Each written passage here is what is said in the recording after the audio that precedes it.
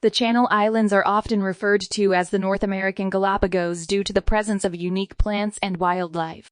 There are multiple endemic species you can only see there.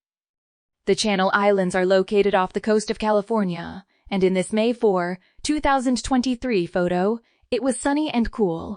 The islands have a host of endemic species off the coast of California, are some tiny yet beautiful islands known as the Channel Islands. They are protected as a national park, and you can visit 2 of the islands by taking a ferry from Ventura, California. The Channel Islands are often referred to as the North American Galapagos due to the presence of unique plants and wildlife.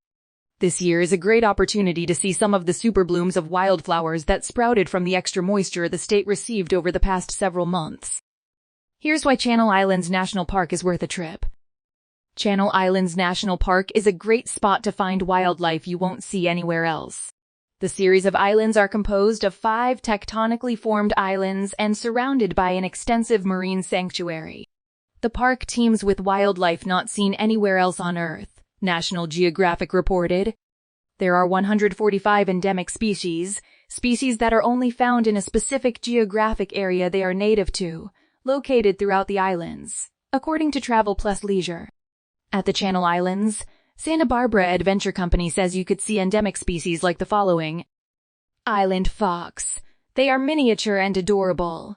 Island scrub jay, a stunning blue bird with a distinct call. Spotted skunk, known for its glossy fur. It's one of only 2 terrestrial carnivores who roam the islands.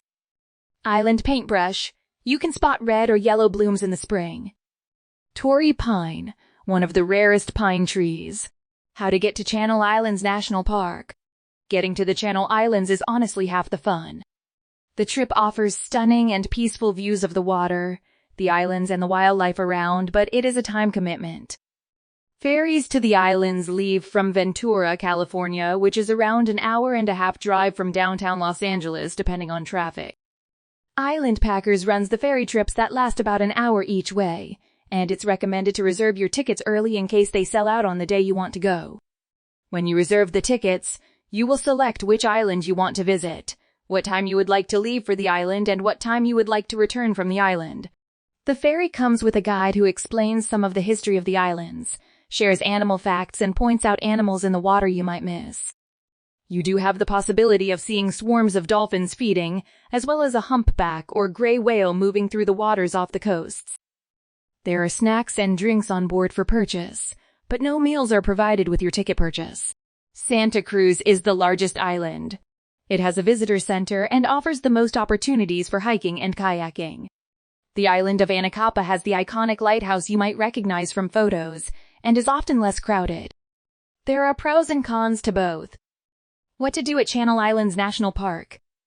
Late spring is likely the ideal time to visit the Channel Islands because it's your best chance of seeing wildflowers and seabirds nesting, according to Outside Magazine. Here are some activities that you can do as part of your visit. 1. Hiking Santa Cruz Island. There are lots of hikes that offer 360-degree vistas of the water from the towering cliffs, as well as hikes that meander through rolling hilly canyons. Any hike could be a chance to see some of the unique island foxes or other animals on the island. Just make sure you have enough time to wrap up whatever hike you choose before you need to get back on your scheduled return ferry. 2. Kayaking and snorkeling around the Channel Islands. You can bring your own kayak on the ferry, but you must let island packers know beforehand.